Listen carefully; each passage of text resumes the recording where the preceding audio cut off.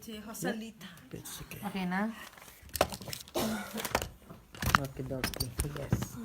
Sige, ano mo yung battery? No, you ready lang, may battery pa. Okay. Okay? Dax. Sorry. Praise the Lord. Welcome to our Friday Night Bible Study, Spiritual Journey. We are in Lesson 13, and we are in our new topic number 4, the Serving Son. Before we start, let's again pray.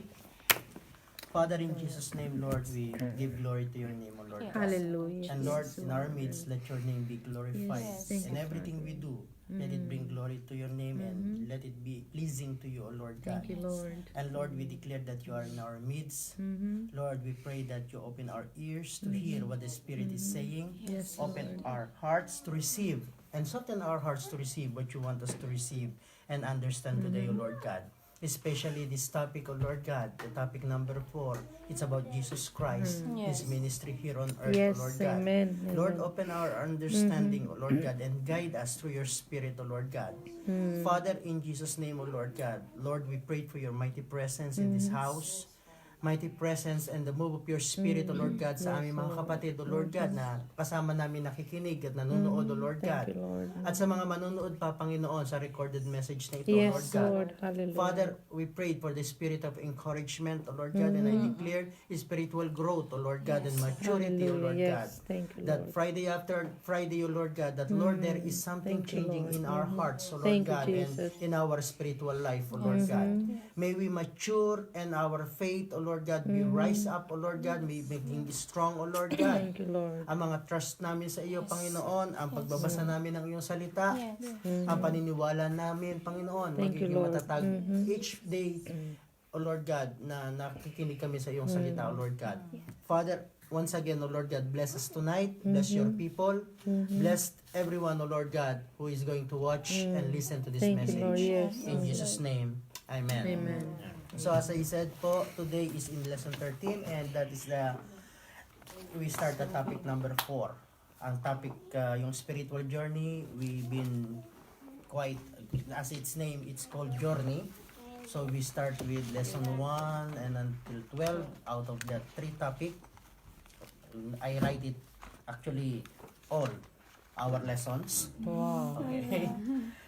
And yung lesson 1, topic number 1, born of the Spirit, raised by the Holy Spirit. Meron siyang 4 biblical lesson. Yung topic number 2 is about spiritual growth. The same thing, we have 4 biblical lesson. And topic 3, growing into the family of God. Have 4 biblical lesson. Lahat ng yan naka-record. Okay? Para po sa mga nanonood, sa mga, especially yung mga bagong i-add, may mga request to add them. You just scroll down. Find it. Because the Tuesday night and the Friday night, they are all mixed up. And there are some preaching that been recorded. Also, they are put it there in the Word on Fire. So last Friday, we talk about the marks of the believer, and that ends our topic number 3. So, tonight this will be the serving son. Let's start with the book of Matthew chapter 20, verse 28. Okay. The serving son.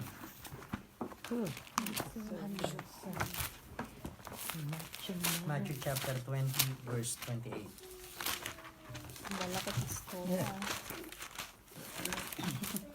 Okay. 28 po. Matthew chapter 28.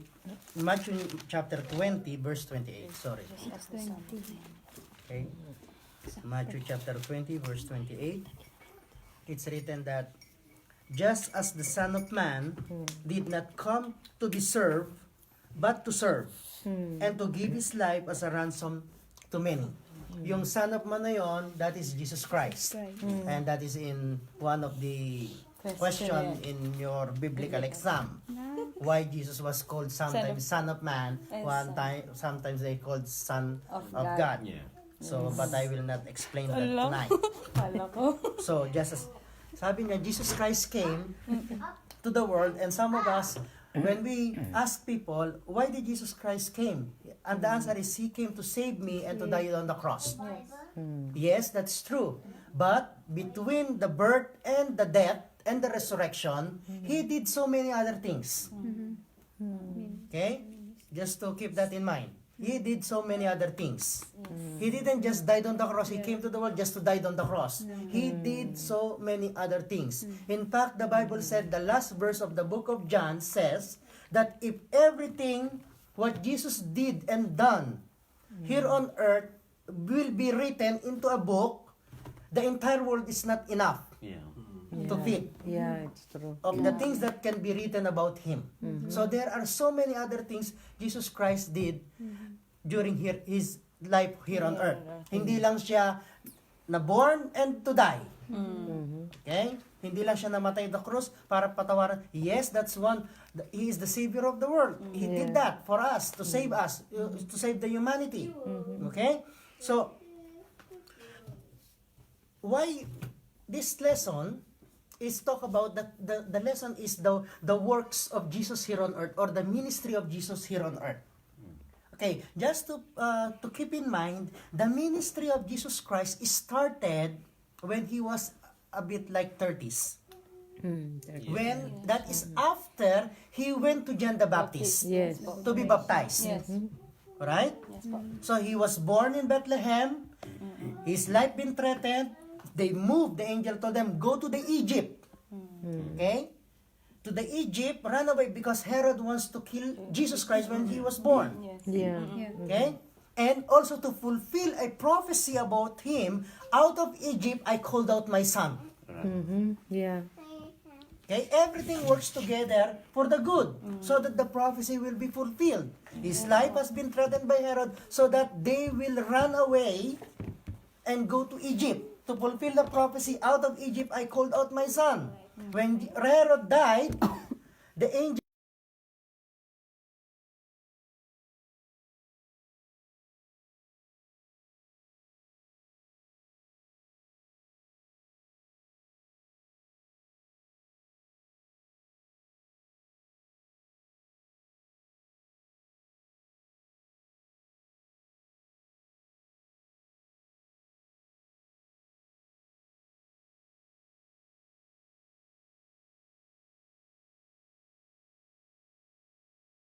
Yes, and okay, Okay? go.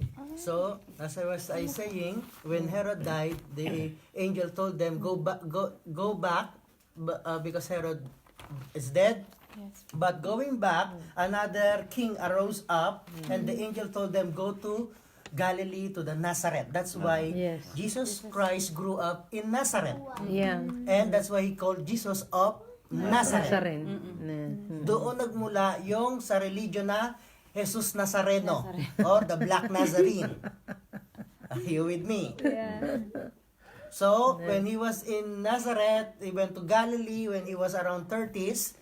Now, He started to the ministry. But there were questions, ano yung ginawa, what did Jesus did during His childhood and teenage years? A lot of people there as They are Yeah. asking that. Yes. Alright? Oo.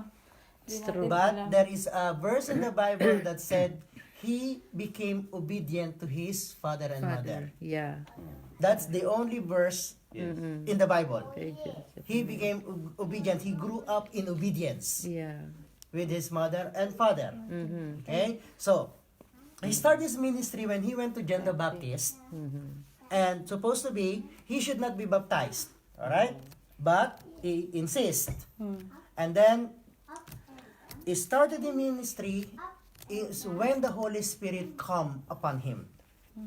Okay? Like a dove and a lightning. And after immediately the baptism, he was led by the Spirit into the desert to be tempted by By. Satan Satan. and the Yes. devil for 40 days. Yes. Yes. 40 days. Okay, for 40 days. But keep in mind that it is the Holy Spirit who led Jesus to be tempted. It is the Holy Spirit led Jesus to be tempted for 40 days in the desert. Yeah. And after the temptation, he went back to Galilee and he started the ministry. Ministry. So, what we are going to talk about tonight is the ministry of Jesus here on earth. Yeah. Why it's important for us a believer, okay? Why is important for us believer to know and understand the ministry of Jesus or the works of Jesus while he was here on earth? Are you with me? Yeah. We should. Because as a believer, we will gonna continue that work. Yes. Amen. Mm-hmm. Church is not to make a party. Mm-hmm. Joyful song, everyone is happy, dancing, reaching. Yes, we have a church life, but we have also a ministry life. Importante yun. Are you with me? So, there are some, as I said, kung isusulat natin lahat, i-mentionin natin lahat, everything that Jesus did or done, we will not finish. So purposely, out of the scripture, I took out some. At yung some na yun, I believe with all my heart, is we need to continue as a believer. Okay? Now, Luke chapter 4. Luke chapter 4, verse 18 and 19.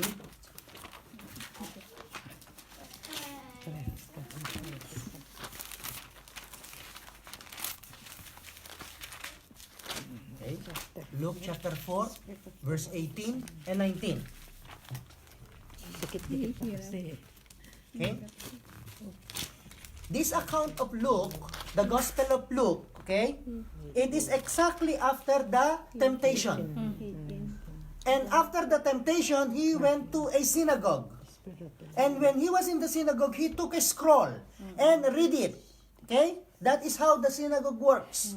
You go, someone took a scroll, read it.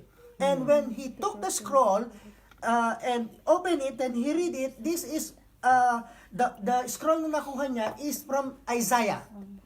And said, the content of the scroll, the Spirit of the Lord is on me because He has anointed me to proclaim good news to the poor. He has sent me to proclaim freedom for the prisoner and the recovery of sight for the blind, to set the oppressed free, to proclaim the year of the Lord's favor. Remember, Jesus just received the baptism of the Holy Spirit. Or he just received the Holy Spirit. He don't need the baptism, but he received the Holy Spirit to be with him, Yeah. to empower him. A symbol that he is the Messiah. He is a symbol that he is the anointed one. Okay? That's why he declared, the Spirit of the Lord is upon me, because that anointing gives me the power, gives me the permission, gives me all the authority to proclaim the good news from my Father. Are you with me? Amen. So the first work of Jesus Christ is to preach the good news, to set the people free from bondage, any kind of bondage. Yeah. Bondage of sin, bondage of poverty, bondage of sickness, bondage of the demon, everything. Yeah. That is the work of Jesus Christ. Not only the good news of the gospel, not only preaching and teaching, Yeah. but to set the captives free. Yes. See, that is our brother. Okay? Luke chapter 4, verse 43. Yan yung pwesto niya eh. Dito dapat sikim sa akin eh. Chapter Ano 4? po? 4:43. 43. But let's good evening, brother Good Yanni. evening. Let's start reading verse 42. Luke 4. 4:42. 42 and 43. At daybreak, Jesus went out to a solitary place, means a quiet place. The people were looking for him, and when they King James kasi nasa. came where he was, they tried to keep him from leaving them. Means the people said, Jesus, stay here. Stay with us. That's what Jesus is saying. But he said, I must proclaim the good news of the kingdom of God to the other towns also, because that is why I was sent. That is why I was sent. Yes. Hindi lang siya been born to die. He came to preach the gospel And that is one of the reasons I was sent here on earth, to bring the good news of the gospel. Okay? Another verse is Matthew 9:35. Matthew 9.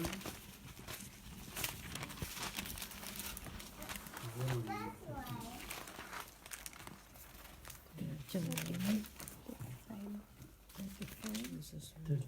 9:35. Matthew. Workers are few. Jesus went through all the towns and villages, teaching in their synagogue, proclaiming the good news of the kingdom, and healing every disease and sickness. Yeah. So yun yung that's the first work and ministry of Jesus Christ, is to proclaim the good news of the gospel, to preach and teach the gospel, to set the captives free. That is why when we are called by Jesus Christ, if we understand that works and that ministry, remember, the same anointing, Jesus Christ said, the same Spirit that raised me from the dead is the same Spirit I give to you.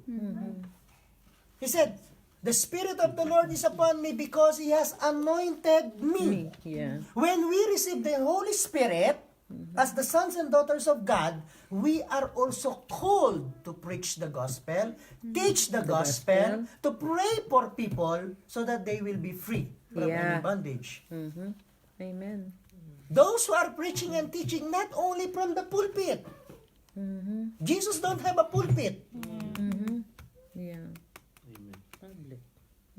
Publicly, when they are sitting, you could be in McDonald's sharing the gospel, sharing the testimony. Yeah. Even sometimes we are afraid to pray in McDonald's, to pray only for the food. Yeah, it's true. Why not? But don't pray that the beef of the burger will come to life. Or when you in the restaurant, the fish, they order fish, and while you are praying, it's like you are resurrecting the fish from the dead. We just thank you, Lord, for this blessing. You are always faithful. Yeah. This is impossible. Don't pray from Genesis to Revelation just to take the food. No. But the ministry of Jesus is our ministry. Yeah. No? To preach, to share the gospel. You don't need really, sister, a PhD or theology degree to share the gospel. Yeah. What you receive, what you learn, share.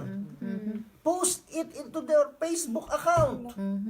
This is what I learned. This is now, it's a new thing for me, and now I understand why Jesus was being baptized.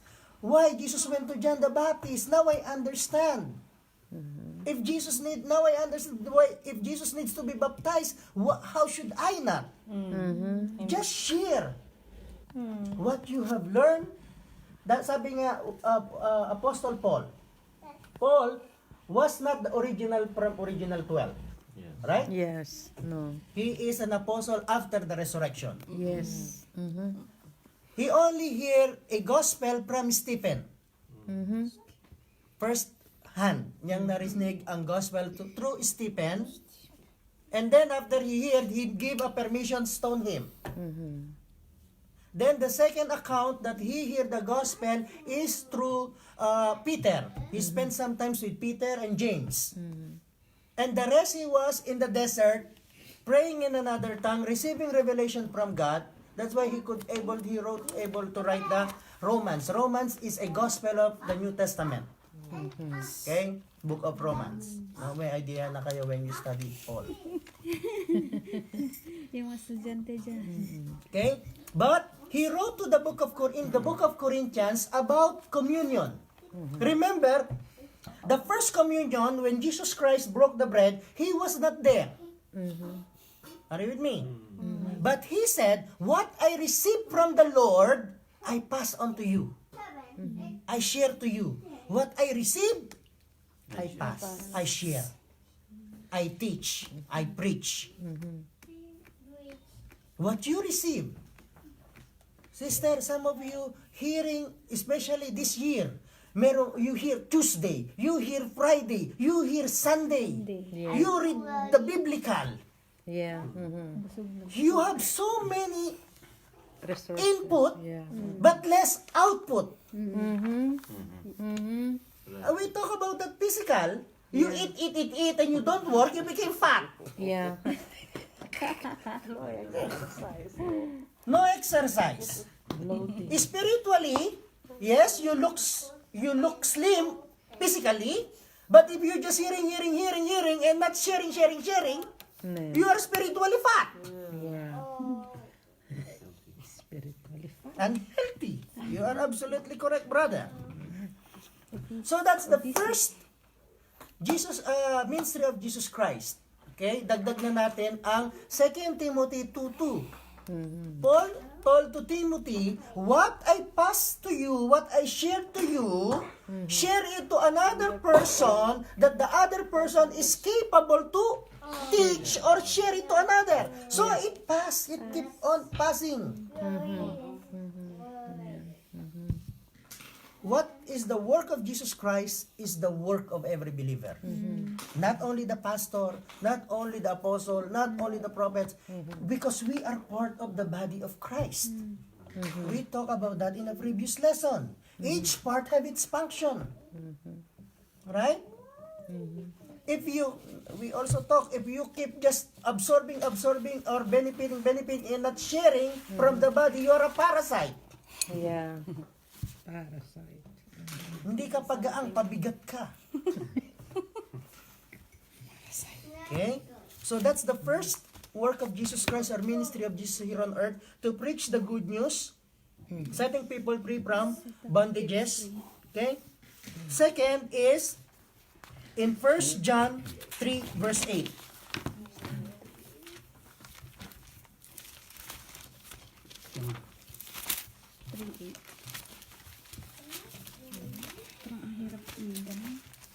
First John chapter 3 verse 8.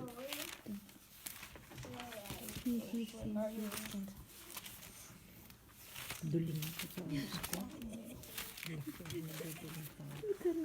Okay. 1 John chapter 3 verse 8. The one who does what is sinful is of the devil.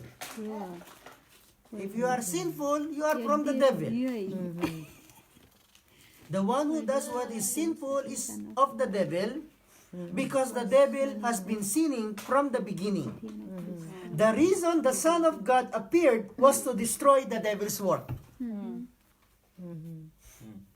The work of the devil is to steal, kill, and destroy our life, our relationship with God, our relationship with one another. He hates when we come nearer and nearer to God. And He is doing everything He can to separate us from God. Yeah. Yeah. To destroy relationship. Yeah. That's why He keep tempting. The Bible said He is roaring like a lion, waiting who could be devoured.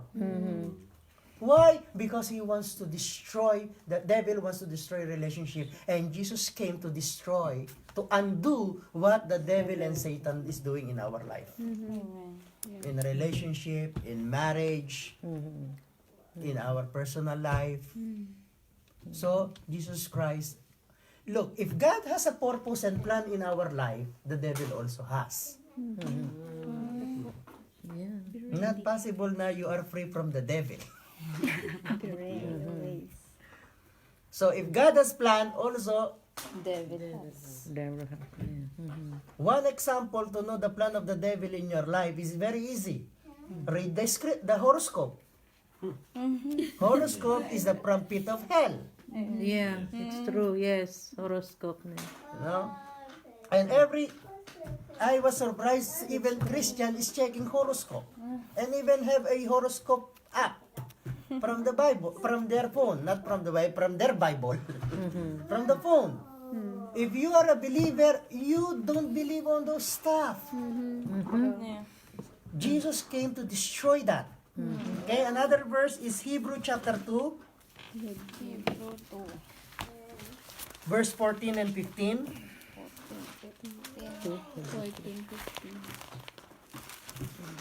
Hebrew chapter 2, Dikit-dikit eh. 14, 15. 14 and 15. Hebrews chapter 2. Okay? Since the children have flesh and blood, Jesus too shared in their humanity, so that by his death, he might break the power of him who holds the power of death. Thanks, that power of death, that is the devil. And free those who are all their lives have been held in slavery by their fear of death. Death. Okay? This death, you know, your life is finished. Right? And Jesus Christ said, I came to give life. Yeah. And life forevermore. The opposite of life is death. If God could give life, the enemy wants to take that life. And Jesus Christ overcome death by his resurrection. Yeah. He could never die. He will never die again because he's already alive. He overcome death already. And in the book of Revelation says, death will be thrown into the lake of fire. The last enemy is death. Yeah. And people are afraid to die. We talked about that last time, about life and death. Inhale, Huh? exhale. I don't know if you remember that, Kuya Sam, if you watched about life and I death. don't remember. Okay. Yeah. Is that explain life and death? Okay? In a spiritual perspective. Life is when God breathed to us. Ne. We received the Spirit, we became alive. Ne. Death is when He exhaled, when He inhaled, He took our spirit. And that is death. It's life and death. Is inhale, is exhale and inhale. But if our spirit is bad, He control you. if it comes in, He threw you out of His mouth. That's why live your life a godly life, a pure life, a holy life. Otherwise, when He took back His spirit that He gave to borrow, right? You lend, borrow, right? Inhale, exhale, inhale. But if it's bad spirit, You'll be thrown out. example, sister, brother, Before he try and he yes, if it's pure, if it's holy, if it's godly, He take it in. Yeah. But if not, try first. yes, imagine two of you enter into elevator, one make for two. Ne, por tu. So when you smell the purto, Fart. I mean, how it called in... when you go out of the elevator, you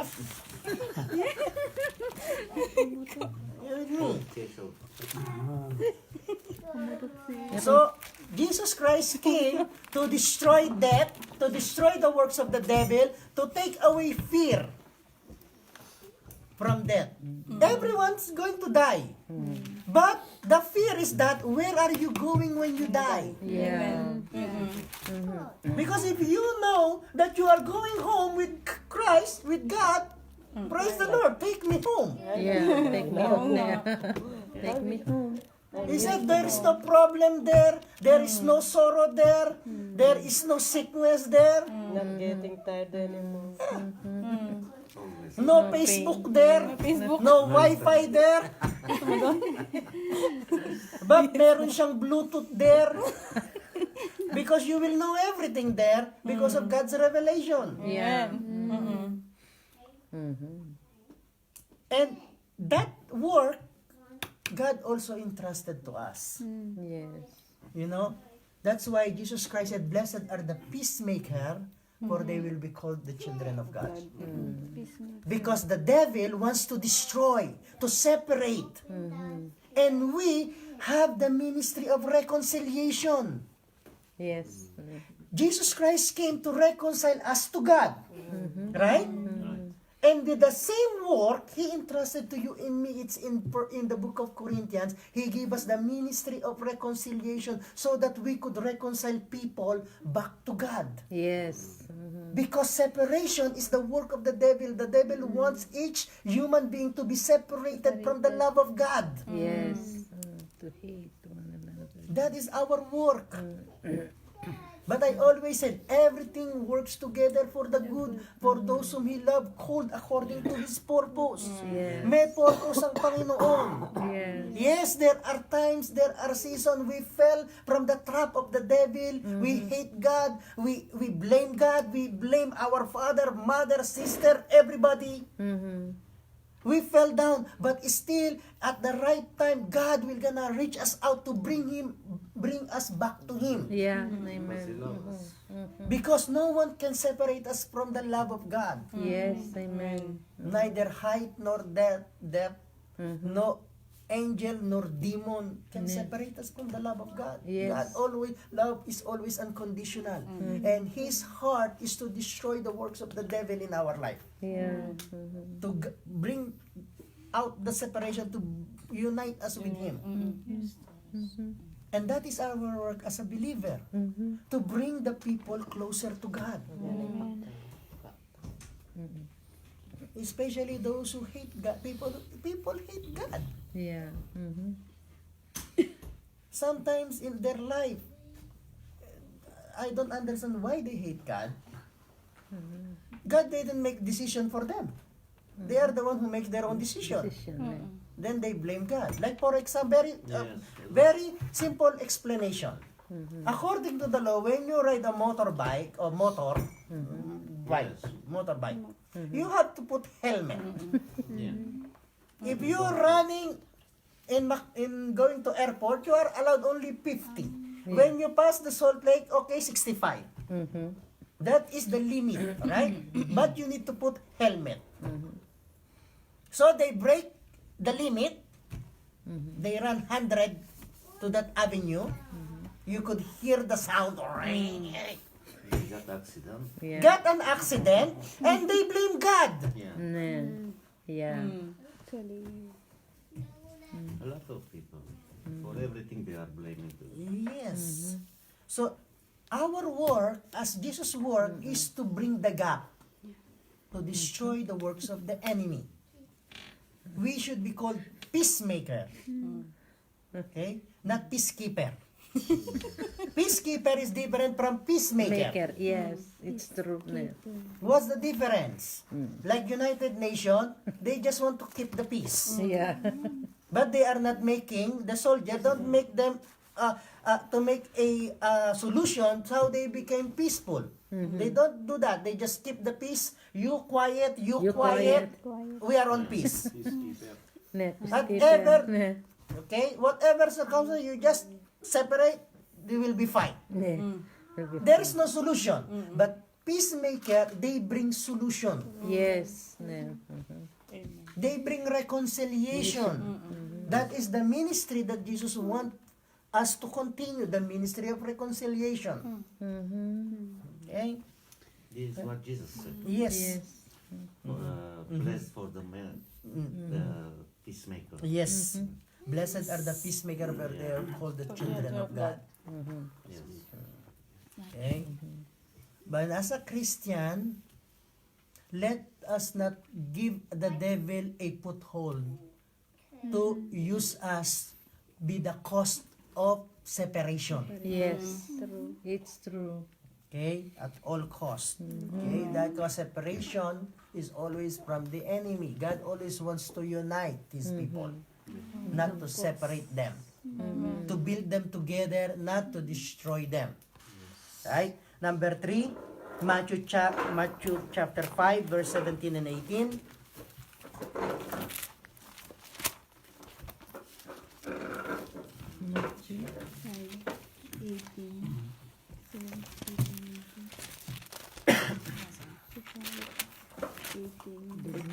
Okay? 5. 17. Matthew chapter 5, verse 17. Okay? 17 and 18. Do not think that I have come to abolish the law or the prophets, I have come to not to abolish them, but to fulfill them. For truly I tell you, until heaven and earth disappear, not the smallest letter nor least stroke of a pen will be by any means disappear from the book of the law until everything is accomplished. Jesus' work is to fulfill the law. He is the fulfillment of the law. He don't abolish it. He came to fulfill them. Okay? And Romans 3:31, bago ko i-explain more, because there is always a problem about Old Testament and New Testament. Romans 3:31.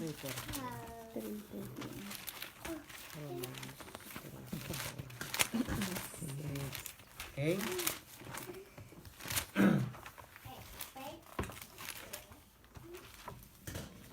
3:31. Okay. Do you then nullify the law by this faith? Yun, explain ko later yon. Not at all. Rather, we uphold the law. So, Romans is, the book of Romans is the New Testament. Alright? The gospel is in the middle, and then the Old Testament. Alright? When they said when Jesus Christ rose from the dead, alright, we have a new covenant. The new covenant, and we have Old Testament is the Old Covenant. And we said Jesus Christ, the Old Testament is law, and New Testament is grace. Grace means you don't deserve, but God accepted you. You don't need to do anything. He gave it by grace. The forgiveness, you don't need to work to be forgiven, by grace. Old Testament, if you want to be forgiven, you have to follow the law. Yes. Right? New Testament, you want to go to heaven, you just need to be born again. Yeah. Old Testament, you want to go to heaven, you have to fulfill all the law, all the sacrifices, all the festival, all the days of your life. More difficult. Yeah. Yes. And so, people said, we don't need it because we live in grace. We don't need the law. Okay, that's in one of your lesson, biblical student. But Jesus Christ said, I come not to abolish that law, but to teach you how to fulfill them. Yes. Are you with me? Yes. Kailangan natin. And people said, okay, in the book of Romans, Paul is telling to this new generation, this new believer, the believer who always have said, I stand by grace and grace alone. Okay? They put their faith onto that grace. And Paul said to the Roman, with the same faith you have into that grace, shall you nullify the law? Paul said, not at all. With that faith you have with that grace, use it to fulfill the law. Understand or lost in the wilderness? Understand. Are you sure? You say again, don't do nothing. Yeah. Because why I quote this, I learned it when I was someone. Me and Pastor have a conversation about tithing, and I was really bothered the way they explain. Okay, and that night I really prayed and seek the Lord. I disregard everything I read about tithing and everything, and I seek the Lord about tithing. I said, Lord, what about it? Because I was really bothered in my spirit because they keep saying that's tithing is in the law, in the law, in the law. So we don't live by the law, we live by grace, not anymore by law. So I said to the Lord, show me. Explain to me. So the Lord told me, tithing exists even before the law. Yeah. Melchizedek to Abraham. In book of Genesis, in the garden, the Lord told me, again, the Holy Spirit told me, explain to me, God told Adam and Eve, they could eat everything Yeah, except the tree. Yes. Because that belongs to the Lord. Yeah. Abraham gave tithes to Melchizedek. Law didn't exist in the time of Adam and Eve. Law didn't exist in the time of Abraham. Yeah. Jacob, when he ran away, okay, because of he cheat the brother, he ended up in sleeping in one of the desert. And while he was sleeping, he saw a stairways to heaven. And he said, surely this is the house of God. And I promise that I will gonna tithe into this house. Yeah, he saw that. And then, generation passed. Now we go to Exodus in the book of Moses. Moses the lawmaker, they said. A lawgiver, not lawmaker. Lawgiver. He gave the law to the Israelites. And then, when God told them, put the law there in the law. Make it as law. Why? I said to the Lord, because the heart of the people are so hard, they will not going to give, but I want to bless them. In the Old Testament, if you don't give the tithes, 72 elders with stone will come to you and said, are you going to give your tithes or you will gonna die? Grabe yung law, no? That's part of the law. That's the punishment of the law. Okay? Genesis, we have tithe. The last book of the Old Testament is Malachi. Ay. And still, they were reciting. That's why they argue about the book of Malachi. Said, it's Old Testament. We don't need Malachi. We have the grace. And then, Malachi wrote the blessing about tithing. Then, people said, we don't need...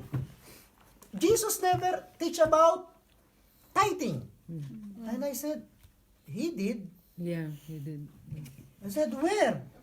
When he said, give to Caesar what belongs to Caesar, give to God what belongs to God, that is tithing. Yeah.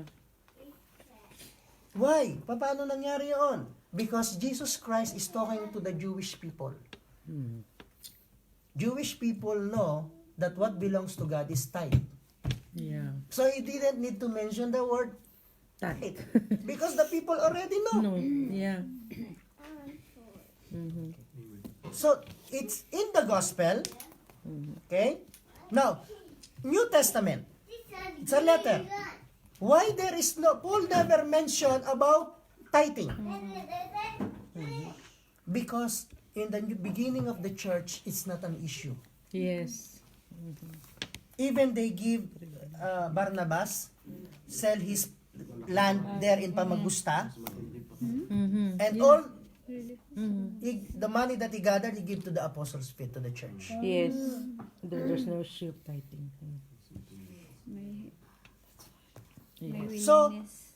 that's why Yun nga yung parang... Romans 3:31, okay, balik tayo sa Romans 3:31 said, with the same faith you have with Christ in the New Testament, use it to uphold the law, Yeah. to raise up the standard of the law. You go beyond, if the law is up to here, with the grace that you have, the faith you have with Jesus Christ, you have up to uphold. Means you raise higher than the law. Now I understand what Jesus Christ, what some people really didn't get is that when you are in grace, your standard is higher Yes. than the law. Why?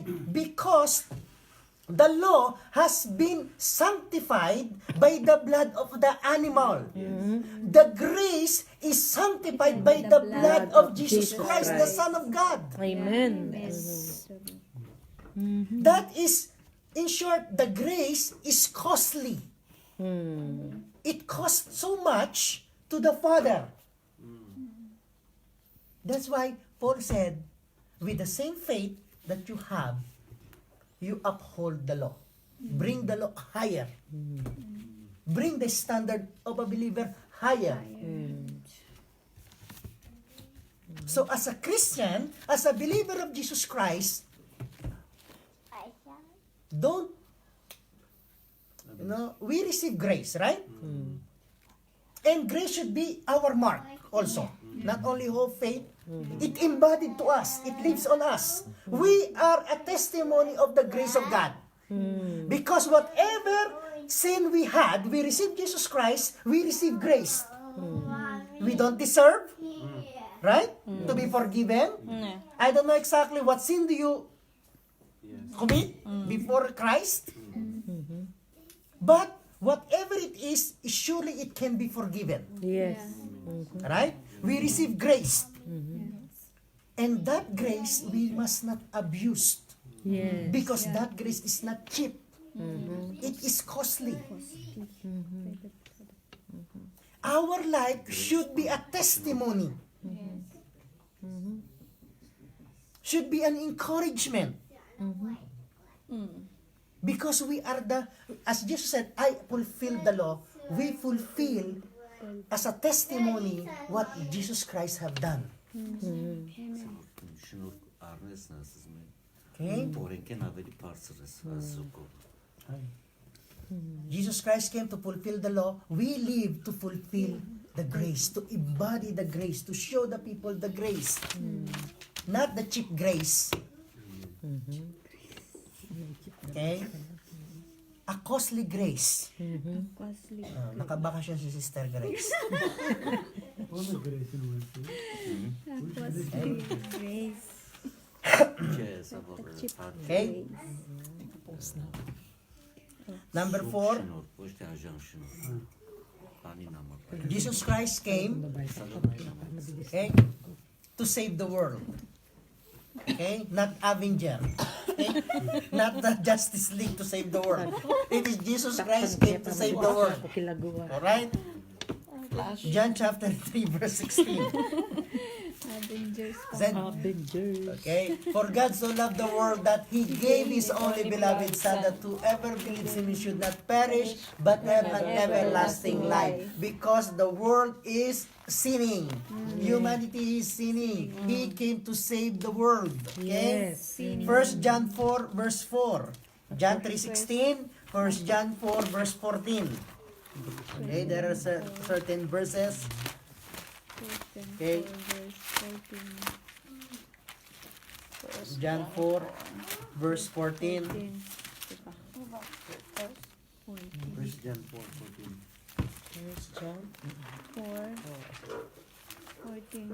And we have seen and testify that the Father has sent His Son to be the Savior of the world. He saved the world by dying on the cross. Right? 1 Timothy 4:10. Also, another verse. 1 Timothy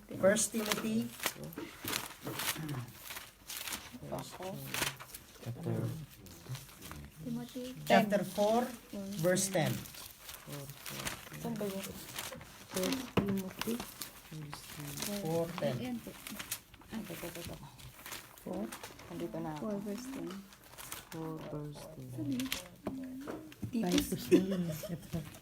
1 Timothy 4:10. Okay kasi.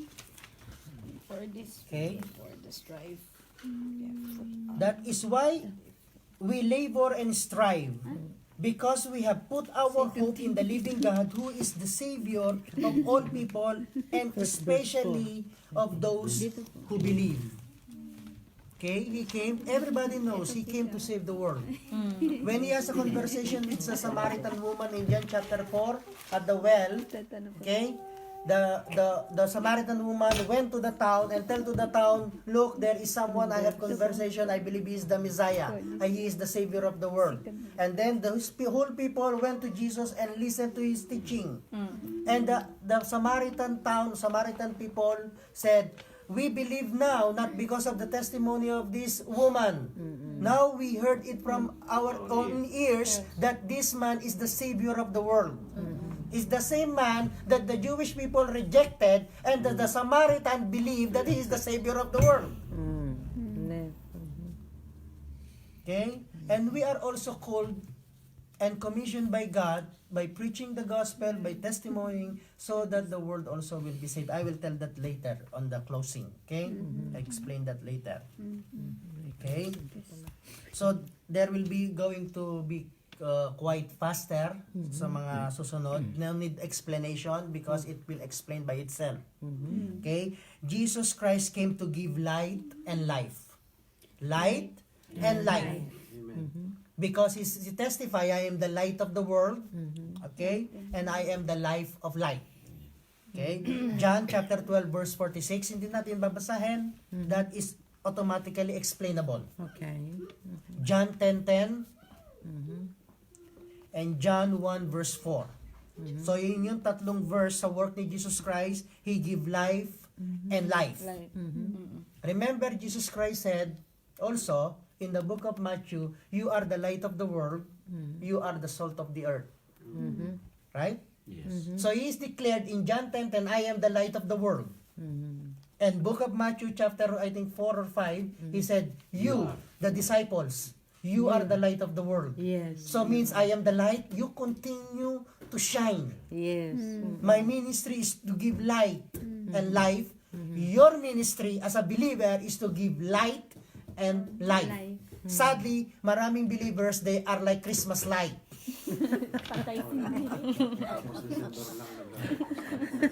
Sometimes they are dancing light. And some believer, they are blurry light. The more Holy Spirit, the more anointing, the more oil, the more prayer, the more we come to the presence of God, the more tayong magniningning. Shine, dear. But if you are... Okay, don't go there too far.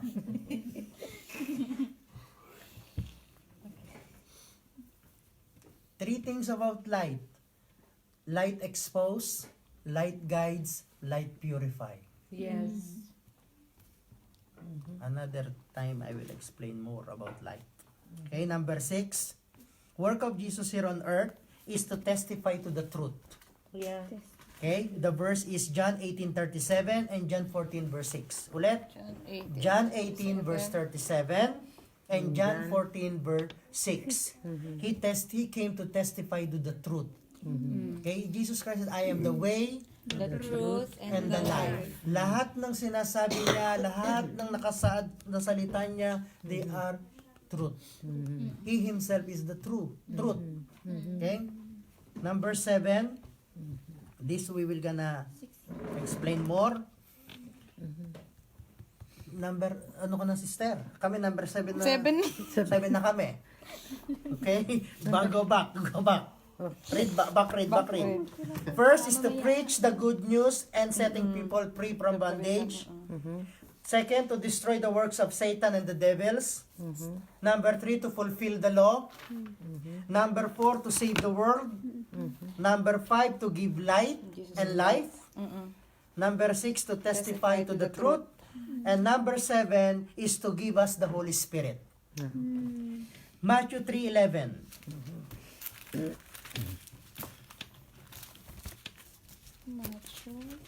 3 verse 11.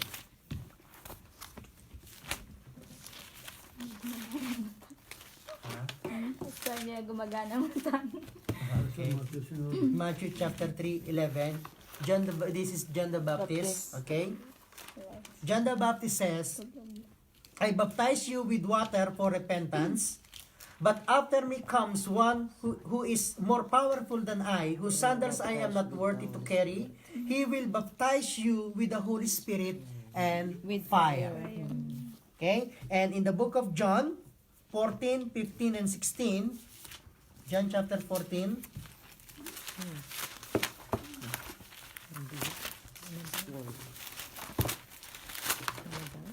John chapter 14, verse 15 and 16. You may ask. Okay? Parang bumalik lang tayo sa topic 1. Stay with me. If you love me, Jesus said, keep my commandments, and I will ask the Father, and He will give you another advocate, another counselor, okay, another comforter, to help you and be with you forever, the Spirit of truth. The world cannot accept him because it neither sees him or knows him, but you will know him, for he lives with you and will be in you. Okay, be with you and will be in you. Review yung lesson 2, 3, and 4. Okay? Actually, topic number 1, yung first 4 lessons about the Holy Spirit. Jesus Christ came to give us the Holy Spirit. Yes. And Holy Spirit, to receive the Holy Spirit without limit. Are you with me? To baptize us with the Holy Spirit and with fire. That's the ministry of Jesus Christ. He gave an assurance to the first disciples. He said, do not leave Jerusalem until the Holy Spirit comes on you to empower you. He said, he also promised in the entire chapter ng John chapter 14, 15, and 16, he talks about the Holy Spirit. And he came to give the Holy Spirit. Why? Because the Holy Spirit is the one who will gonna raise us up, guide us, teach us, okay, comfort us, help us, reveal. That's why I suggest go back to the first topic, lesson 1, 2, 3, and 4. You will gonna understand more about the Holy Spirit and our being born in the Spirit. And Jesus came for that purpose. Yeah. And we benefit with that. We've been adopted to the family. We felt that we are a children of God. We sing and declare, I'm not a slave anymore to fear. I am A child a child of God. We could boldly declare that because, or testify that because we experienced that. Okay?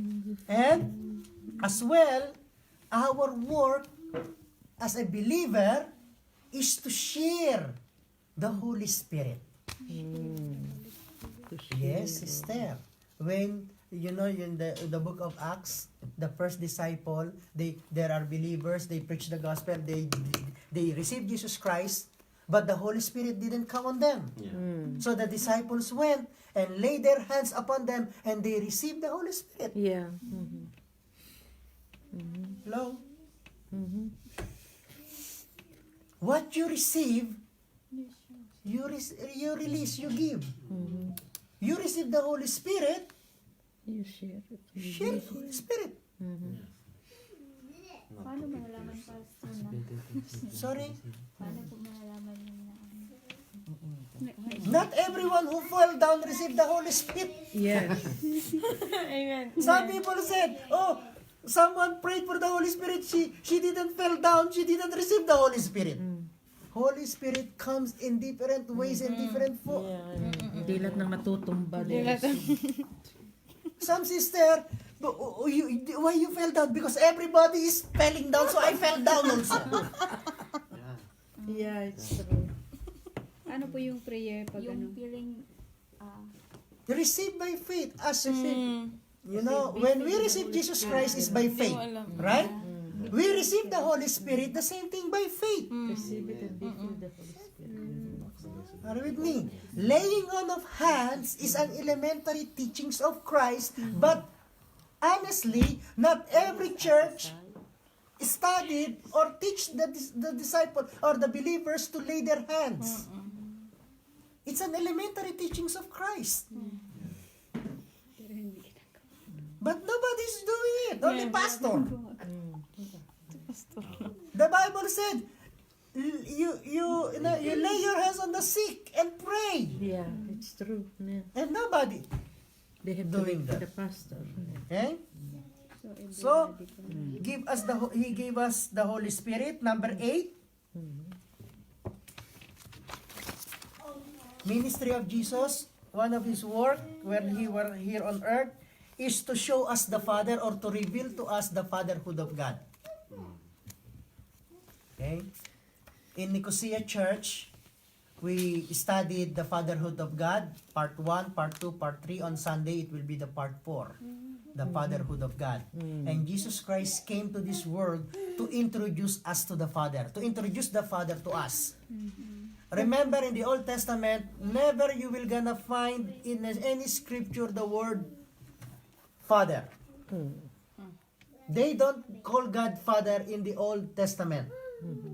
But when Jesus Christ came, the disciples went on him in the book of Matthew chapter 6-9, is about prayer. Lord, teach us how to pray. First time ever na narinig, they heard, when you pray to God, pray like this, Our Father, Who art in who art in heaven, hallowed be thy name, thy kingdom come, thy will be done on earth as it is in heaven. Give us this day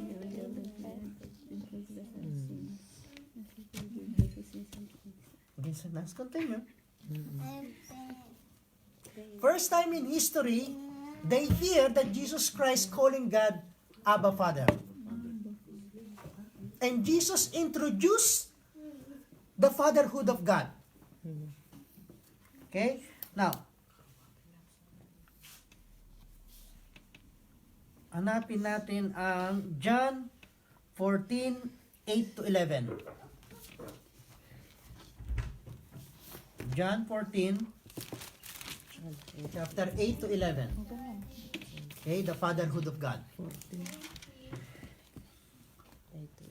John 14, verse 8-11. Philip said. Philip said, Lord, show us the Father. Because the disciples always hearing to Jesus Christ, God is my Father, I and the Father are one. Okay, the word of the Father is in me, I am in the Father. So, maybe one time, Philip got fed up. Ne. Philip said, Lord, show us the Father. And Jesus Christ, Said, Lord, show us the Father, and that will be enough for us. Yeah. Jesus answered, don't you know me, Philip? Even after I have been among you such a long time, kay 3.5 years is a long time. Anyone who has seen me has seen the Father. How can you say, show us the Father? Do you know? Don't you believe that I am in the Father and that the Father is in me? The words I say to you, I do not speak on my own authority. Rather, it is the Father living in me who is doing His work. Believe me when I say that I am in the Father and the Father is in me, or at least believe on the evidence of the works themselves, or believe in the miracles that you are witnessing. That miracles is from the Father. First time in history, Jesus revealed the fatherhood of God. Yes. And the same Spirit that Jesus Christ gave to us testify to our spirit that we are a children of God. There is a groaning inside us, lesson 1, 2, 3, and 4, that we are adopted into the family of God. The same Spirit is crying out, Abba, Father. That's why we could boldly say and declare with song, I am no longer slave to fear. I am a child of God. Because we experience the fatherhood of God. And we will experience the fatherhood of God. Jesus came to reveal the fatherhood of God. Hello? Yeah. That's the ministry of Jesus. That is our ministry.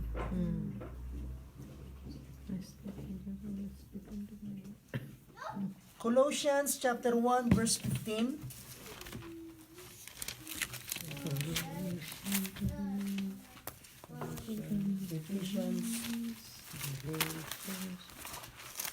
Philippians, Colossians 1, chapter 1 verse 15.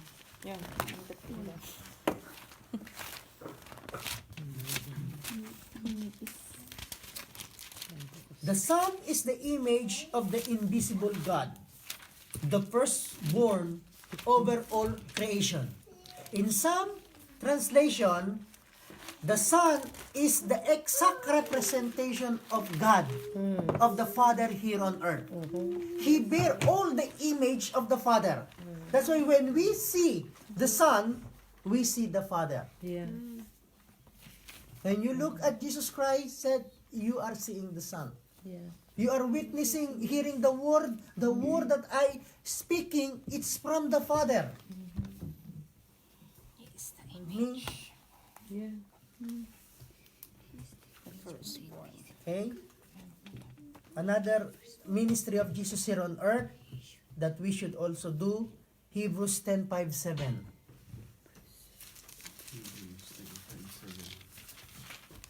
Hebrews chapter 10, 5-7.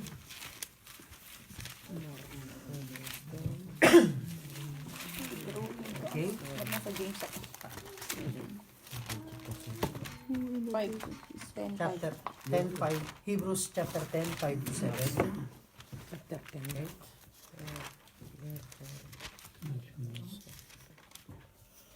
Verse 5. Hebrews chapter 10, verse 5.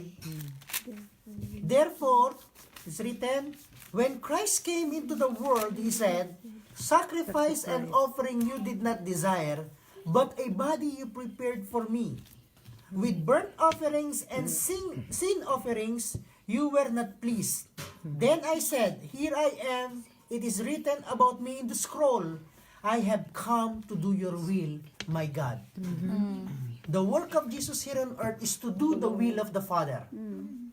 Thy kingdom come, thy will be done on earth as it is in heaven.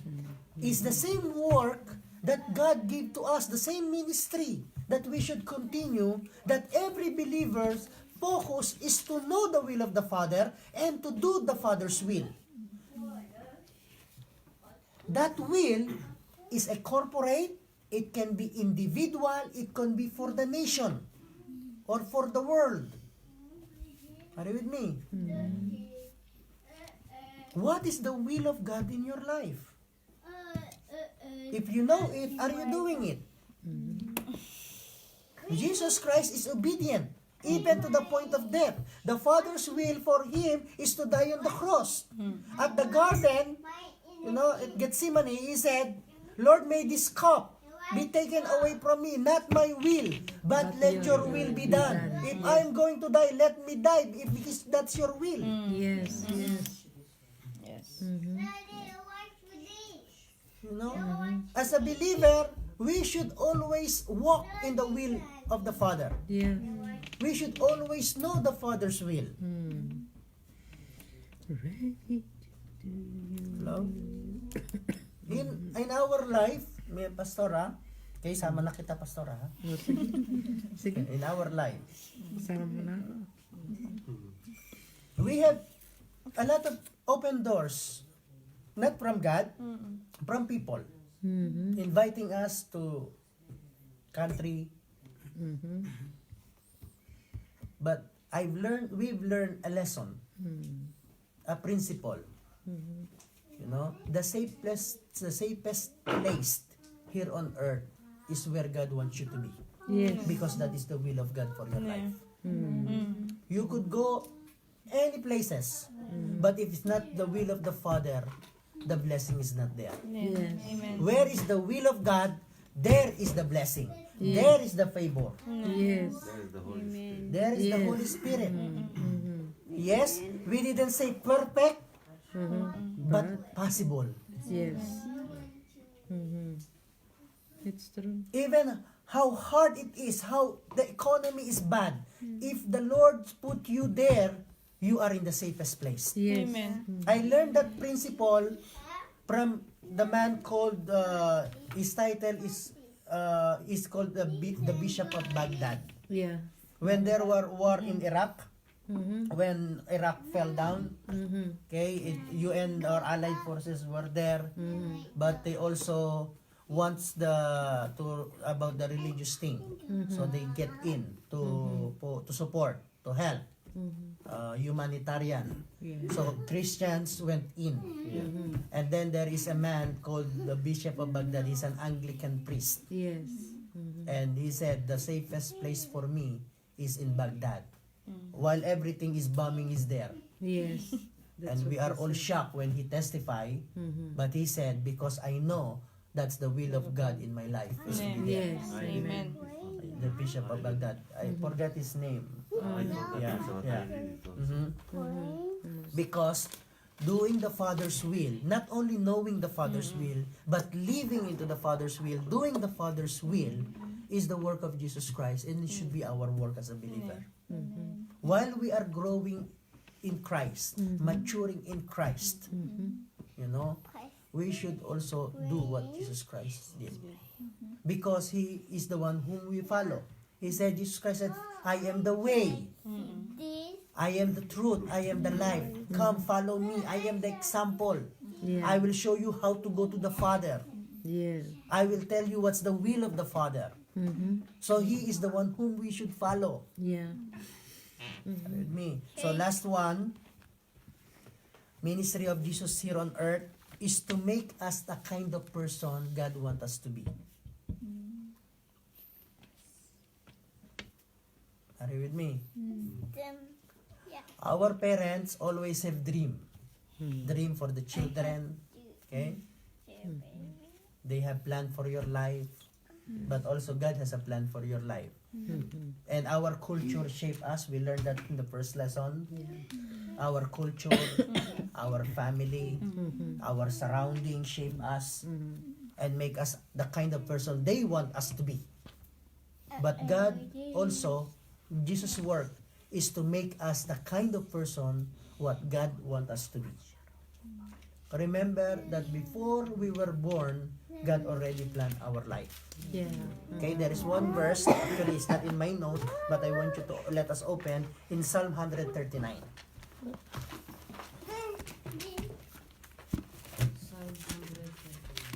Psalm 139, I will gonna look for the verse because it's not in my note, but it's one of the powerful verse. It's verse 18. Son. Psalm 139, verse 13. For you formed me in words. Yeah. Okay. Psalm, Psalm 139, verse 13. 139, verse 13. Okay, it's written. Okay, you find it? Okay. Psalm 139, verse 13. For you created my inmost being.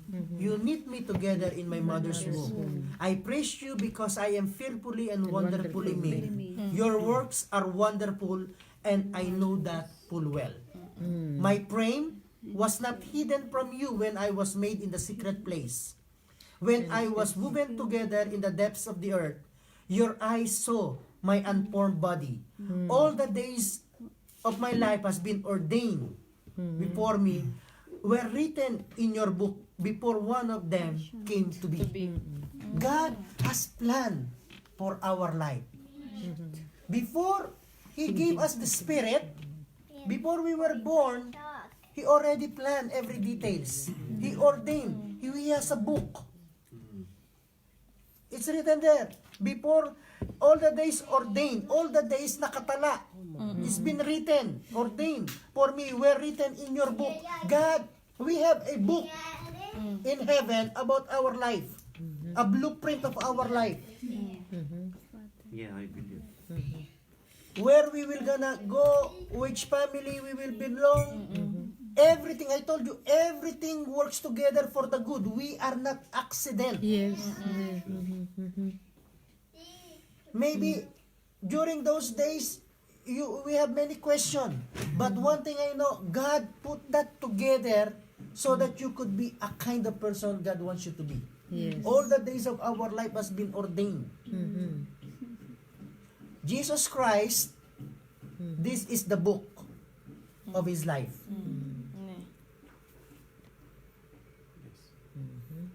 God shared to us the book of His Son. From the beginning till the end. Yeah. So you know, book of Genesis ang unang word, in the beginning, and the last word, book of Revelation. Amen. Amen. Every details.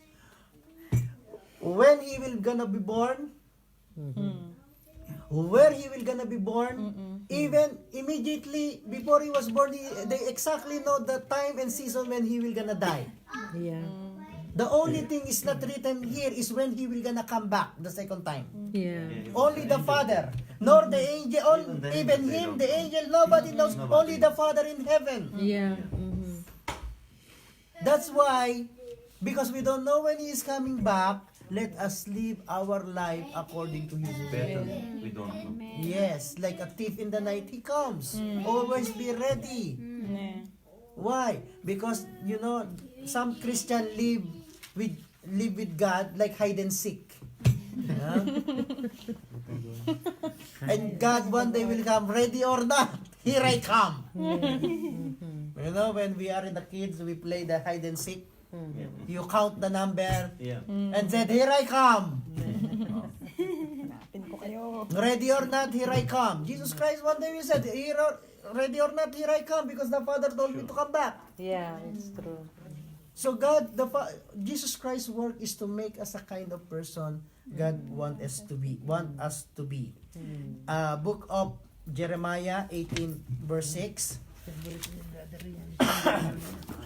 Jeremiah Ezekiel Ay, Ezekiel pala kita. 18. Jeremiah Ah, Jeremiah, Ezekiel pala. chapter 18 verse 6. Ano ba? Jeremiah 18 Hindi, ano ba yun? verse 6.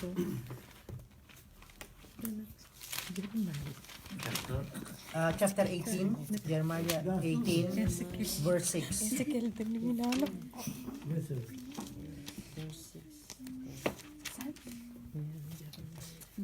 Then the word of the Lord came to me, Jeremiah says, he said, Can I not do with you, Israel? This is what God is saying.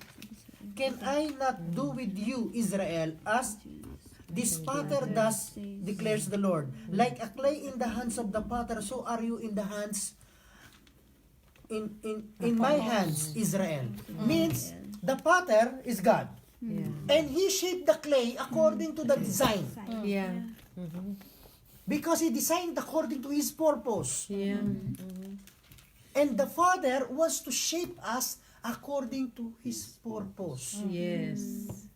God put talents, giftings, character, change the attitude, change the character. Hindi yung character from our cultural background, but a new character in Christ. They have the mind of Christ. God put talents and everything so that God could create you a person God wants you to be. Yeah. Sometimes ayaw ninyo. Lord, tama nang makaupo lang ako sa church. Makinig na yung salita. Yeah, it's true. But God wants to build you up more. Yeah. Yes. God wants you to make you the kind of person God wants you to be.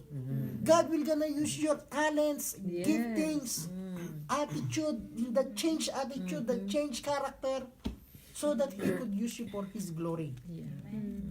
And Jesus Christ came to change us, to transform us. Again, we are going back to the lesson, the first topic, lesson 1, 2, 3, and 4. God wants to change us. Renew us, change our mind, change our thinking. Lesson 5, the Word of God. You know, the mind of Christ is the Word of God, the food of our spirit. God wants to transform us so that He could use us for His glory. Yeah. Yes, most of us, we lost, but we are found. When we are found, we need to change. We need to be transformed. Allow God to build you up. You know, in order for us to be, God want us to be, you know, kahit gaano tayong katigas, pagka matigas tayo, kailangan tayong idarang sa apoy. Palalambot. So that lumambot. Panday yun.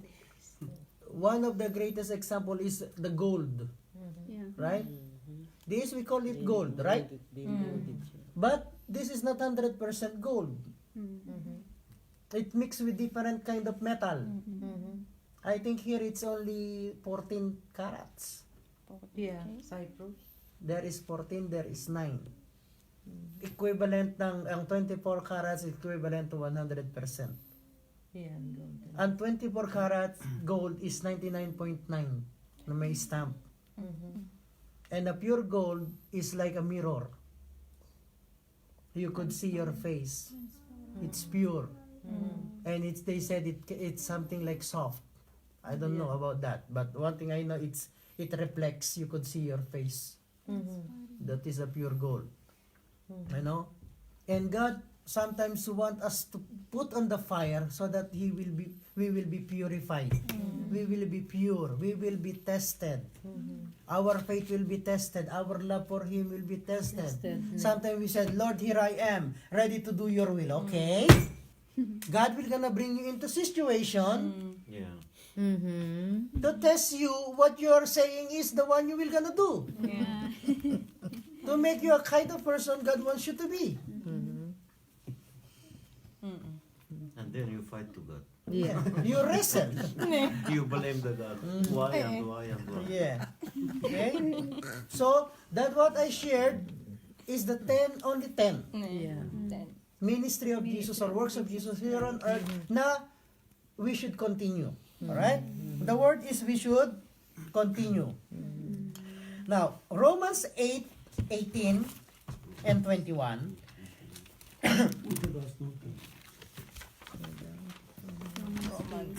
Chapter 8. Okay? Two, three more verse. Romans 8. 18, 18. 21. Praise the Lord. Romans 8, 18, 21.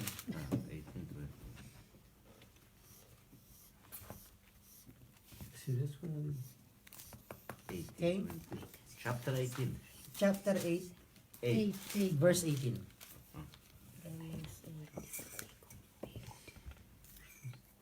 Okay. Okay. So it's written, I consider that our present suffering are not worth comparing with the glory that will be revealed in us. For the creation, the earth, the world, the creation, waits in eager expectation for the children of God to be revealed. For the creation is subjected to prostration, not by its own choice, but by the will of the one who subjected it, in hope that the creation itself will be liberated, will be free from its bondage to decay and brought into the freedom and the glory of the children of God. Bakit natin binasa yun? What's the connection of that ministry of Jesus and Romans 8:18 to 21? He said, the world, the creation, is subjected to prostration. Is waiting for the sons and daughters of God to be revealed. Because the sons and daughters of God will be used by God to declare freedom. Yeah. To declare salvation. To declare the Lord's favor. Declare Hyderabad. Are you with me? To preach the good news. None of any angels are authorized to preach a gospel. Only human being. Only sons and daughters of God. That's why Paul said, even if we or an angel preach to you another gospel, let him be condemned. The world is subject to prostration. It is in bondage, ready to decay. But God give us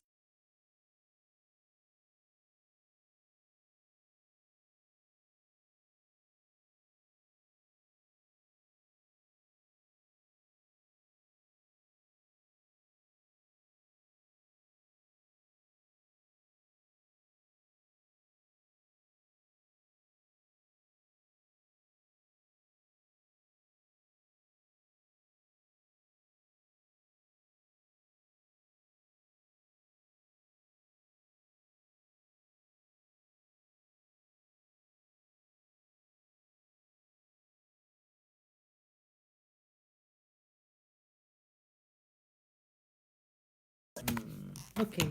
Okay? So now we understand why we need to understand the ministry of Jesus Christ here on earth and the works of Jesus Christ here on earth, because sons and daughters of God will continue that work. Are you with me?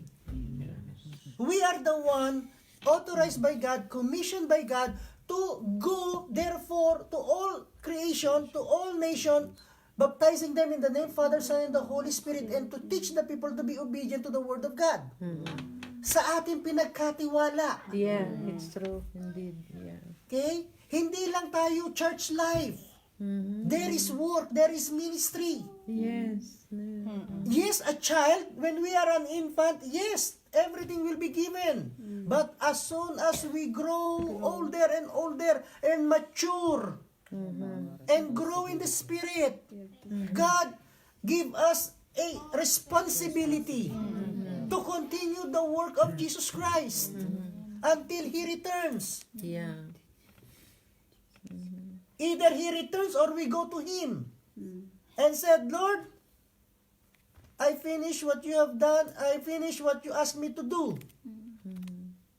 Possible answer, what we are expecting is, well done, faithful servant. Yeah. Don't go to God at that day, Lord, here is the list of what I did. And Jesus Christ said, I didn't ask you to do that. I just asked you to clean the church. It's true. I just asked you to cook for my people. That's only my will for you. It's So not only obedience, not only just doing, but doing the will of God. yeah.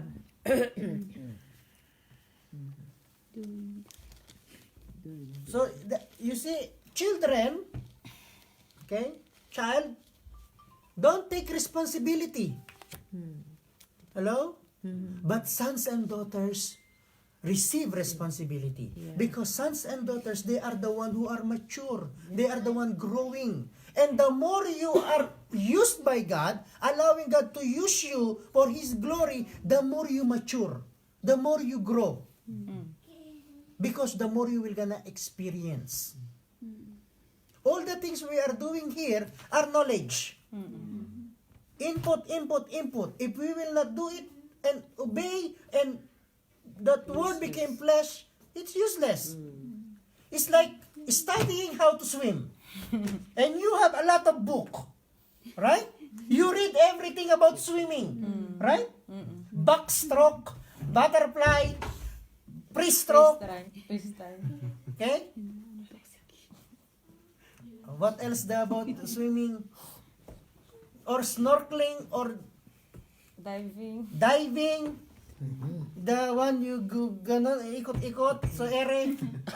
Everything you could read about swimming. But until you went into the water, you will not learn to swim. Even how much practice you are, unless you entered into the water, you will not learn how to swim. Same thing with the Word of God. We could study. If we will not use it, do it, we will not grow and mature. You could not explain to a little child, this is how to walk. This is how to run. You have to show, right? But until he will not do it, he will not learn.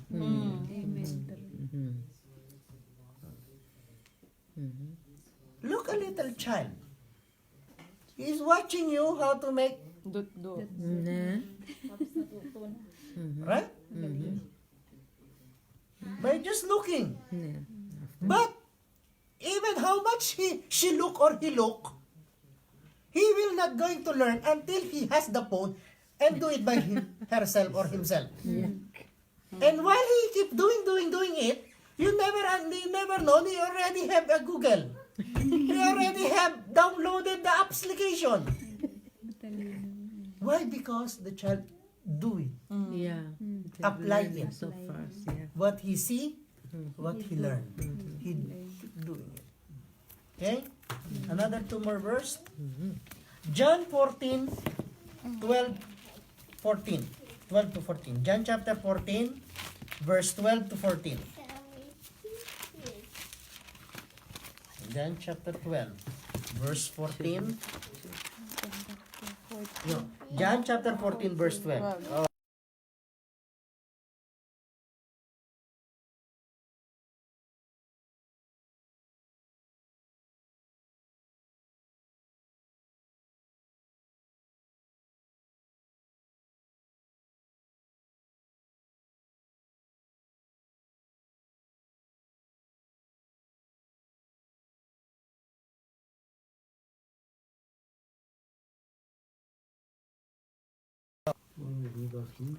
Okay. John chapter 14, verse 12 to 14. Jesus said, very truly, I tell you. Very truly, I tell you, whoever believes in me will do the works I have been doing, and they will do even greater things than this, because I am going to the Father, and I will do whatever you ask in my name, so that the Father may be glorified in the Son. You may ask me for anything in my name, and I will do it. Yeah. Jesus clearly said, if you believes in me, you will gonna do greater things than what I am doing. Yeah. Because he said, I am in the Father, you will gonna ask me, Yeah. pray to me, and I will intercede for you and tell it to the Father. That is what I am saying about prayer. Bakit ka pupunta kung kangi-kangino when Jesus Christ said, ask me? Yeah. If the president of the country told you, come to me when you need something, you don't go to the guard. Are you with me? You go directly because you have permission. Yeah.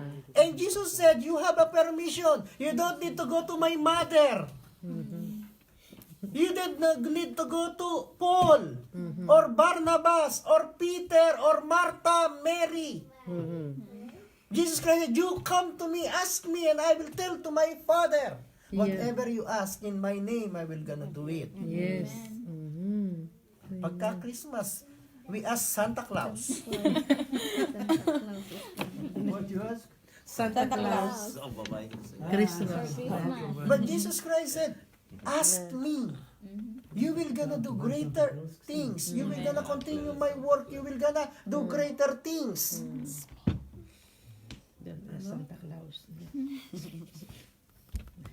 Me. And then, John 16 verse 7. Sorry, Morris.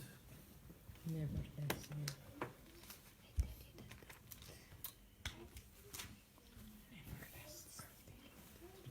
But very truly, I tell you, it is for your own good that I am going away. Unless I go, the Holy Spirit, the Advocate, the Comforter, the Helper, the Teacher, the Guide, will not come to you. But if I go, I will send him to you. We are not alone doing the ministry, doing the works of Jesus Christ. Remember, Holy Spirit came to Jesus Christ, he started the ministry. Holy Spirit is the one that led Jesus to the desert. Are you with me?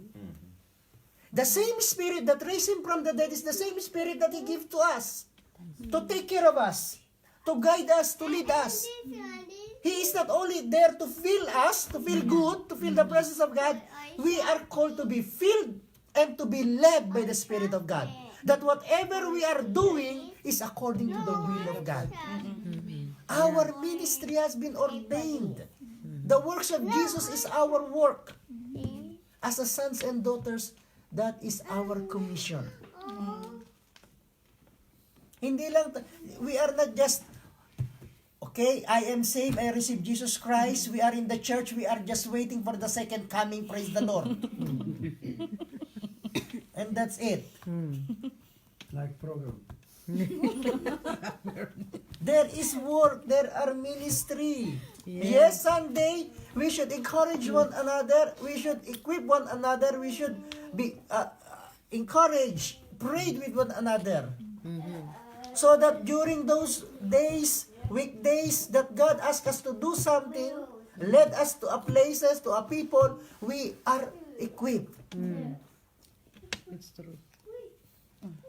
Jesus Christ is called the serving son.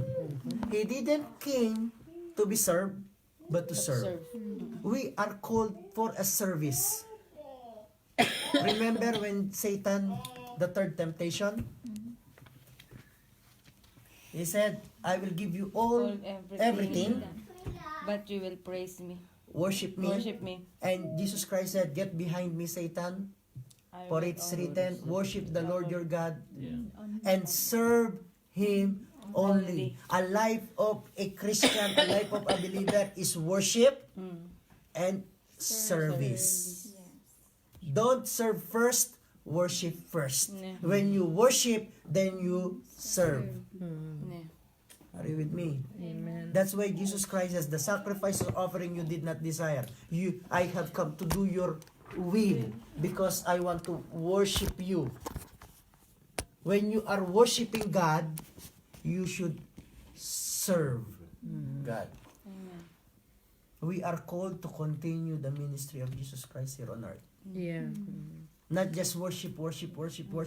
Yes, it is good and wonderful. But we are also called to serve. Serve God and serve one another and serve people. Amen. Amen. So that's the lesson number 13, titled The Serving Son. Jesus Christ is our example. If He came to serve, Jesus Christ said, yes, you called me teacher and master. Yes, I am the Son of God. But I came to serve. Follow my example, the Lord said. Amen? So, hindi lang tayo uupo sa church. Discover the will of God. Discover the talents. Yes. Don't hold back. He said, Lord, here I am, ready to do your will. Lord, I am available. Lord, I want to give first to you. I give myself to you. Use it. I am yours and you are mine. Use me for your glory. Don't hold back. Yeah. Don't hold back to God. I'd rather be used by God than anyone else. Hello? Like for example, I keep telling to you to the church, there are two kinds of person in the church. The one who use God and the one used by God. Either ikaw ang gagamit sa Panginoon o ikaw ay gagamitin ng Panginoon. Some people go to church just to use God. When they have problem, they have difficulty, they go to church, they use God. Please pray for me. Please, when they got their answer, bye-bye God. Hello? It's true. But sons and daughters of God should be used by God. Yeah.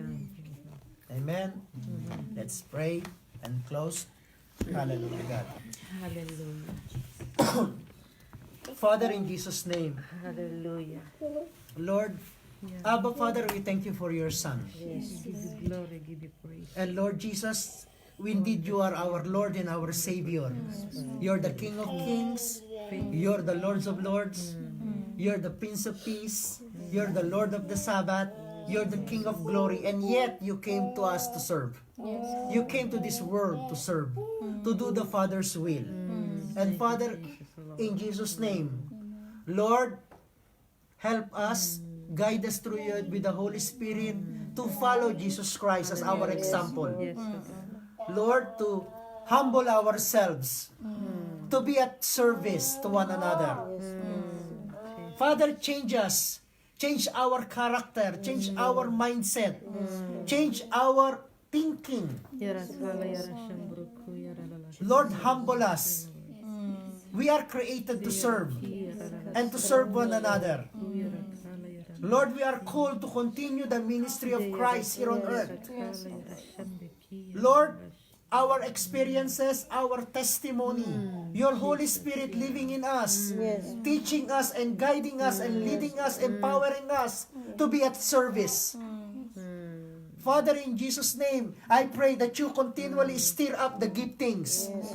the talents na inilagay mo sa bawat isa. Yes, Lord. Lord, I pray for the spirit of boldness that they will gonna rise up in faith.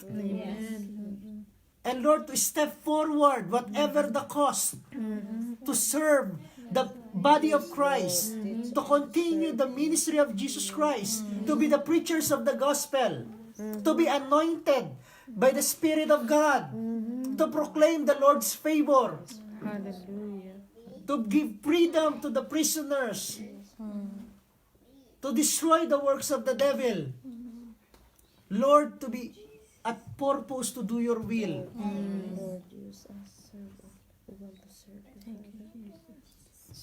Father, I pray for each one who are listening to this message. Lord, they are your sons and daughters. Lord, I pray that make us a serving sons and daughters. Yes, we are the son and daughters of the King, but we are the one who are serving our Father. Lord, use our hands, use our mouth, use our experience and testimony, whether it's good or bad. Use it for your glory. Lord, let us be our testimony, our past life, be the product of the grace of God. Hallelujah. Yes, Lord.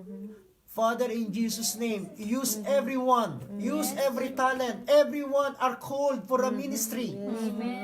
Everyone are called to serve. Father, help us, train us, guide us, empower us, anoint us, Thank you.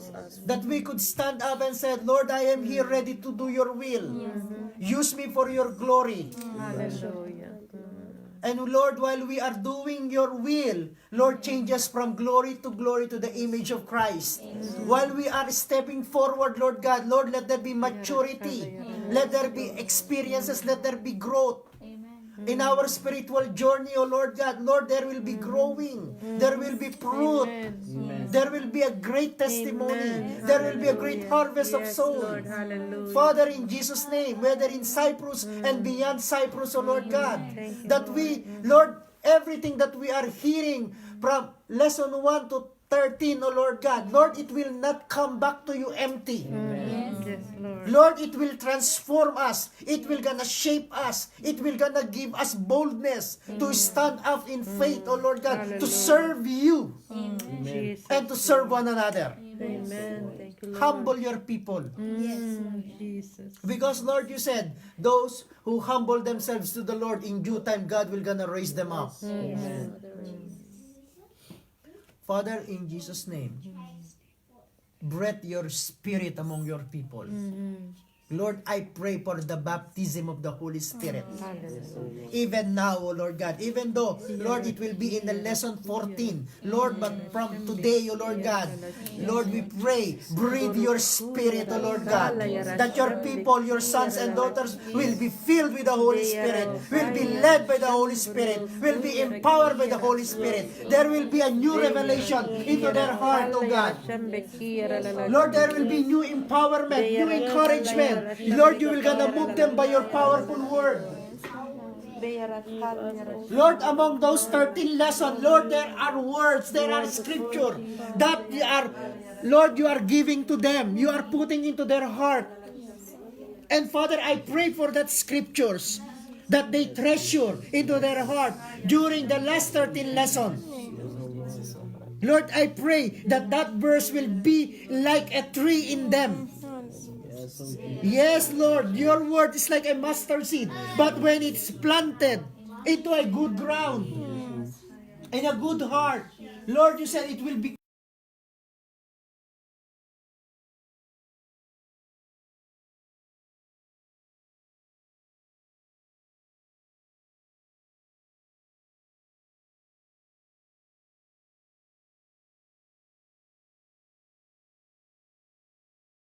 I could feel in my spirit, oh Lord God, the changing, the atmosphere, the character, the attitude. I could feel it in my spirit, oh Lord God, that they are growing.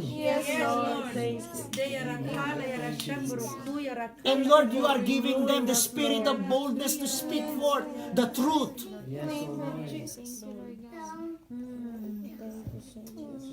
Thank you for renewing us, Father. Thank you, Father, continue to empower them. Continue for the oil. Yes, Lord, Lord. I pray for the oil. I pray for the anointing. Yes. I pray, Lord God, now we know the works of Jesus here on earth that you entrusted to us. You want us to continue, Lord God. Lord, with that, we pray for a new anointing, oh God. Lord, Jesus Christ said, the Spirit of the Lord is upon me because He has anointed me to do. Yes. And Lord, you called us to do something. In the spirits of the ministry that you have called us to do. And Father, I pray for the same Spirit that Jesus received at the days of baptism. Lord, the same Spirit that you have given to us to help us to, when we are born in the Spirit, to raise us up, is the same Spirit that is leading us, teaching us, guiding us. Is the same Spirit now who are breathing fire and anointing. Father, in Jesus' name. Father, in Jesus' name. Fill your people with anointing. Fill your people with Spirit. Let their light shine. Let, Lord, I pray, ignite the fire into their heart. Lord, you said when I started, Lord God, this journey, Lord, you have shown me the two disciples walking with you in the road to Emmaus, O Lord God, that, Lord, while you are opening the scripture to them, there is burning into their heart. And I pray the same. Lord God, anyone who are listening to this Bible study, this prayer, oh Lord God, Lord, I pray that every word that they are hearing, that's in their heart, will gonna burn, will gonna ignite with fire, oh God. Lord, Friday after Friday, Tuesday after Tuesday, Lord, you are giving us the scripture, unfolding the scripture to us. Lord, let there be fire in our hearts. Yes. Let the word be on fire. Amen. As we call this Bible study, word on fire. Lord, every word that we hear will be on fire. Yes. And fire is transferable. That, Lord, we could transfer this fire to everyone. And Lord, even now, you are using the internet, you are using the multimedia, Lord, to spread the fire. And Father, in Jesus' name, spread the fire. Let the fire be transferred. Let the word be transferred. Let the word be shared. Lord, it will not only, Lord, stuck in our inboxes or in our group. Lord, let the fire be ignited. In Jesus' name. In Jesus' Lord, for our sisters who are in this room, for our sisters and brothers who are listening, Lord, ignite the fire. Let the word that they hear be on fire. Father, in Jesus' name, Hura makialan diolo musin dele yorozanda rama, delegen dele jia razanda rama kaya labaze. Let there be fire. Let there be fire in Jesus' name. Let there be fire. Let there be fire. Let there be fire in Jesus' name. Let there be fire. Let there be fire in Jesus' name. Kula mazeketele meshokoya la mazende la basandara. Hey arabusondere se teke la mondo daya rabate la baka. Kebeki la sekaya rabaki andara baka ya rabaka. In Jesus' name, thank you, Father, in Jesus' name. Kola makaya la zindele meshi. Hey arasa naraso ya randia ramo. Tay rabakaya rabaka.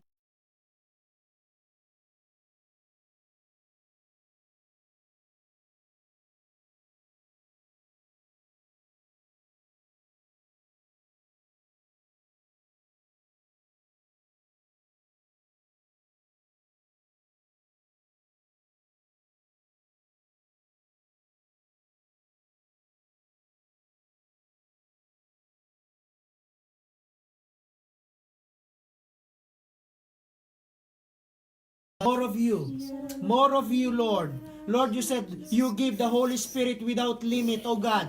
Lord, more of you. More of you. More of your presence. More of your power. More of your wisdom. More of your revelation. Kula mazikera shondara mandi diara bakaya la zendere bekiara baka. Lord, make us a serving sons and daughters of God. Make us the kind of person you want us to be. Yes, oh Lord. Shape us into the Lord, we are a clay into the Father's Father's hand. Shape us, shape everyone. Use us for your glory. Use us for your purpose. Stir up the gifts. Stir up the giftings, Father, in Jesus' name. Stir up the giftings in Jesus' name. Stir up the giftings, O Lord, in Jesus' name. Stir up the giftings in Jesus' name. Lord, I pray, Lord, let this sister receive the gift of discernment in Jesus' name. And wisdom to use in Jesus' name. Hora makia la masekete lebeshu. Hayara basekia rabaka. Heyoro boshoko yarabaka. Father, Lord, you said, your work is to destroy the works of the enemy. And Father, in Jesus' name, I stand in faith for my brother, O Lord God, that Lord, that whatever the enemy is trying to destroy, Lord, we pray in Jesus' name, we come against this plan. And Lord, we release the plan of God in his life, in his daughter's life, in his family, wife's life, oh Lord God, in his family's life. Father, we release the mighty angels, oh Lord God, to guard them as a family, especially my brother and his daughter. Lord, in Jesus' name, Lord, I pray faith will arise in him.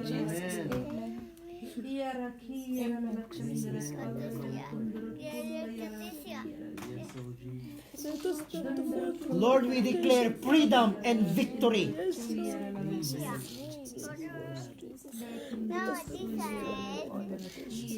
Thank you, Lord. We stand in faith.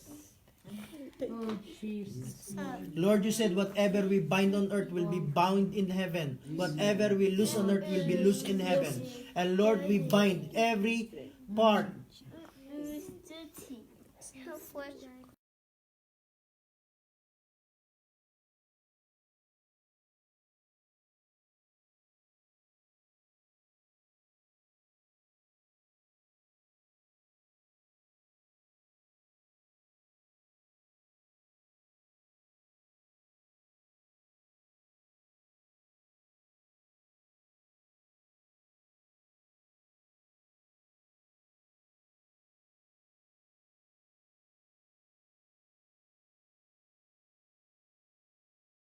Lord. Thank you, Lord. Thank you, Lord. Oh, Jesus. Kura maziki yara mazendele men yoro shot yara baka yara baka. Thank you, Abba. Thank you, Lord. Thank you, Lord. Kura maki yara baka yara zikit yara baka. Lord, we thank you and we glorify your name. And Lord, we know that there is much more you want us to know, understand, and you, Lord, you want to give more. Lord, may we not be satisfied because you want to give more. Yes.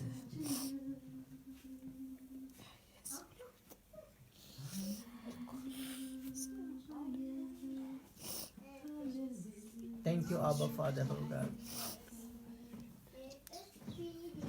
Thank you, Abba Father, oh Lord.